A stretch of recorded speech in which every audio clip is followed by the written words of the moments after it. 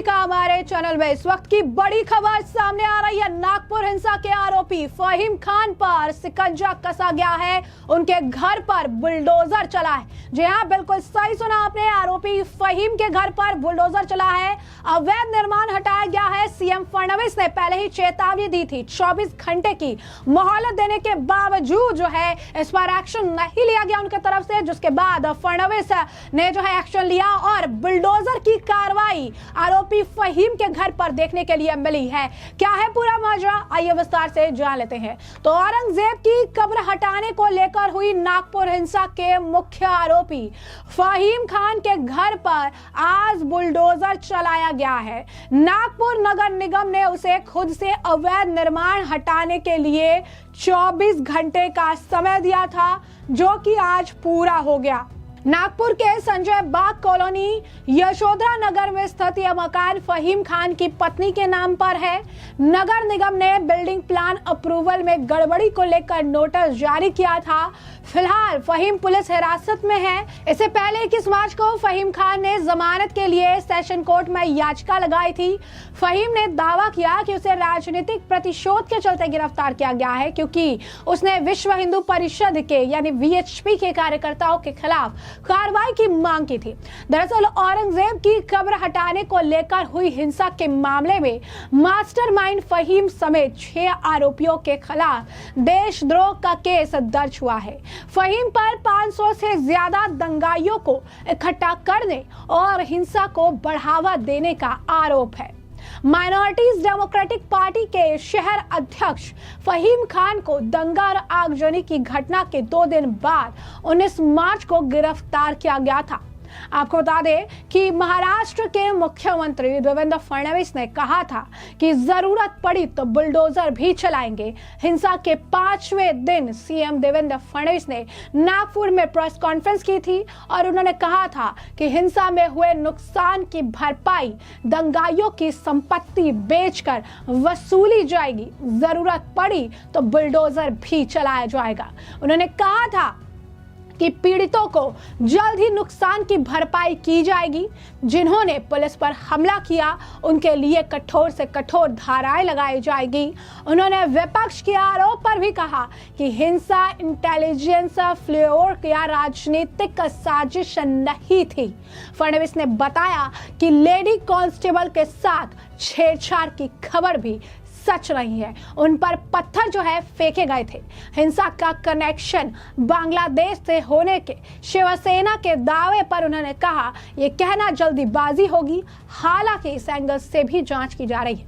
क्या कुछ और कहा था महाराष्ट्र के मुख्यमंत्री देवेंद्र फडणवीस ने, जरा एक बार आप खुद सुनिए। कुछ लोगों ने सोशल मीडिया का उपयोग करते हुए पॉडकास्ट और पोस्ट के माध्यम से ये औरंगजेब की प्रतीकात्मक कब्र नहीं जलाई गई तो इस पर दरगाह की चादर लगाई थी और उसमें कुरान की आयतें लिखी हुई थी, उसको जलाया गया।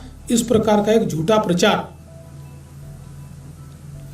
किया और लोगों की भावनाओं को भड़काने का काम किया। नागपुर के कुछ इलाकों में लोग जमा हुए और दंगइयों ने पत्थरबाजी की, गाड़ियों को तोड़ा, दुकानों पर हमला किया और बड़े पैमाने पर नुकसान करने का काम किया। कुल मिलाकर 33 पुलिस के लोग और कुछ सिविलियंस और सारे कुल मिलाकर 40 लोग इस प्रकार से इसमें घायल हुए। ये जितना नुकसान दंगइयों ने किया है इसका पूरा हिसाब निकाला जाएगा और ये पूरा नुकसान उनसे वसूल किया जाएगा। आज जो नागपुर में दंगइयों ने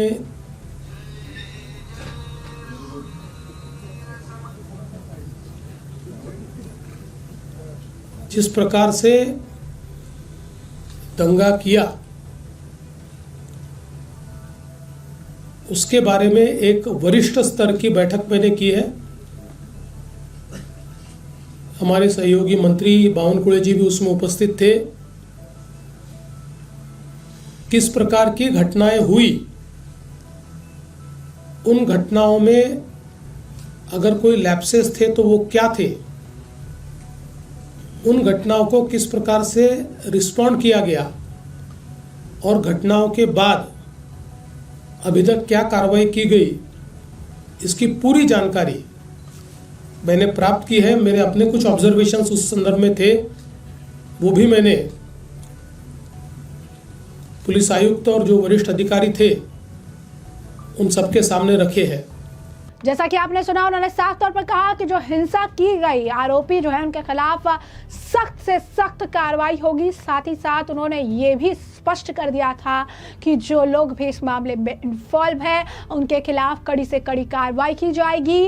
और उन्होंने कहा था कि जो दंगे में नुकसान हुए हैं उस नुकसान की भरपाई भी आरोपियों से ही की जाएगी। इससे पहले आपको बता दें कि नागपुर में हिंसा के 6 दिन बाद रविवार को शहर में पूरी तरह से कर्फ्यू हटा दिया गया था। पुलिस कमिश्नर रविंद्र सिंघल ने इसे लेकर बाकी बचे, आपको बता दें 3 बजे से बाकी बचे कोतवाली तहसील, गणेशपेट और यशोधरा नगर पुलिस थाना इलाके में कर्फ्यू हटाने का जो है आदेश दिया था। उनका बयान भी सामने आया, क्या कुछ कह रहे थे बस सुनिए। अभी तक 13 एफआईआर हो चुके हैं और उसमें लगभग 110 से ज़्यादा 115 से ज़्यादा लोग जो हैं इसमें हिरासत में हैं और आगे कार्रवाई चल रही है। सर, कल एक डेथ हुई थी, क्या वो सिविलियन है या फिर जो दंगे करी उसमें से कोई आदमी था? देखिए, जो इंजर्ड जब था वो इंसान उसको वहाँ से लेके गए थे और जहाँ पे दंगा हो रहा था वो वहीं पे ही था और उसको वहाँ से शिफ्ट किया गया था हॉस्पिटल में। सर, क्या अपील करेंगे लोगों से, क्योंकि अभी सब तो नॉर्मल हुआ है, शांति बनी रहे इसलिए? बिल्कुल, मैं सभी से यही कहना चाहूँगा कि ये शांतता प्रिय शहर है। सब लोगों को एक दूसरे का सम्मान करना चाहिए और किसी भी तरह से वायलेंस में या अफवाहों में विश्वास नहीं रखना चाहिए। और अगर आपके पास में कोई सूचना है तो उसके बारे में हमें ज़रूर बताएं, क्योंकि उसी के आधार पे हम लोग कार्रवाई करते हैं। और अभी भी जो इसमें केसेस दाखिल हैं उसमें से 4 जो हैं सोशल मीडिया पे से रिलेटेड क्राइम हैं और उनमें हम लोग सीरियस एक्शन ले रहे हैं। जिसने भी उस दिन से अभी तक कोई भी इस तरह की पोस्ट डाली हैं, वीडियोस डाले हैं या किसी चीज़ को फॉरवर्ड किया है तो उन सभी के ऊपर हम लोग कार्रवाई कर रहे हैं। तो आप कुछ भी पोस्ट करने से पहले 1000 बारी सोचें कि आप जो पोस्ट कर रहे हैं उसका क्या परिणाम हो सकता है। अगर ऐसी कोई भी चीज़ हो तो वो ज़रूर ना डालें और अगर ऐसा करेंगे तो आपके ऊपर कार्रवाई होगी। जैसा कि आपने सुना, उन्होंने बताया कि किस तरीके से जो है कर्फ्यू हटाने का काम किया गया है। हालांकि संवेदनशील इलाकों में पुलिस तैनाती के साथ गश्त जारी रहेगी। इससे पहले 22 मार्च को पचपावली, शांति नगर, लकड़गंज, सकरदरा और इमामवाड़ा, जबकि 20 मार्च को नंदवन और कपिल नगर पुलिस थाना क्षेत्र कर्फ्यू हटा लिया गया था। छत्रपति संभाजी नगर से औरंगजेब की कब्र हटाने की मांग को लेकर बजरंग दल और विश्व हिंदू परिषद ने 17 मार्च को पूरे महाराष्ट्र में प्रदर्शन किया। इस दौरान नागपुर में हरे रंग का कपड़ा जलाया गया, इसे लेकर विवाद हो गया, जिसके बाद हिंसा का ये रूप ले लिया। दूसरे पक्ष ने आरोप लगाया कि प्रदर्शन में हरे रंग की चादर जलाई गई जिस पर कुरान की आयतें लिखी हुई थी। हिंसा भड़कने के बाद शहर के 11 पुलिस थाना क्षेत्रों में कर्फ्यू लगा दिया गया। हिंसा में डिप्टी पुलिस कमिश्नर स्तर के 3 अधिकारी समेत 33 पुलिसकर्मी घायल हुए थे।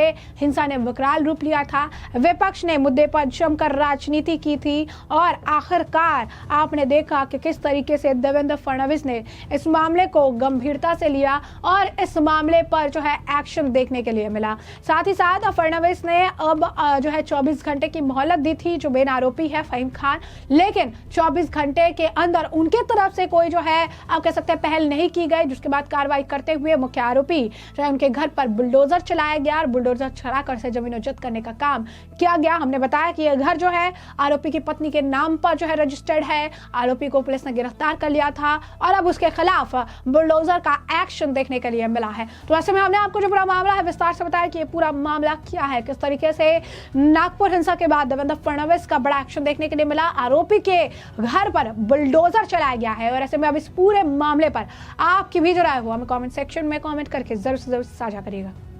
धन्यवाद।